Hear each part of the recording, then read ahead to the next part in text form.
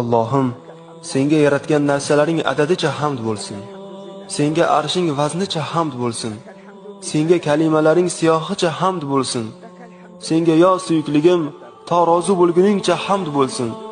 Senga rozi bo'lgan chog'ingda ham hamd bo'lsin. Senga roziligingdan keyin ham hamd bo'lsin. Ya Allohim, sharafli tug'ilmish zotga, maqtalgan ulug' zotga, borliqdagi eng yaxshi zotga rahmating bo'lsin. Ya Allohim, Sayyidimiz Muhammad sallallohu alayhi va sallamga avvalgilarning ichida, oxirgilarning ichida salovat ayt, hamda u zotga Malaul a'loda, farishtalar huzurida ham salovat yog'dir.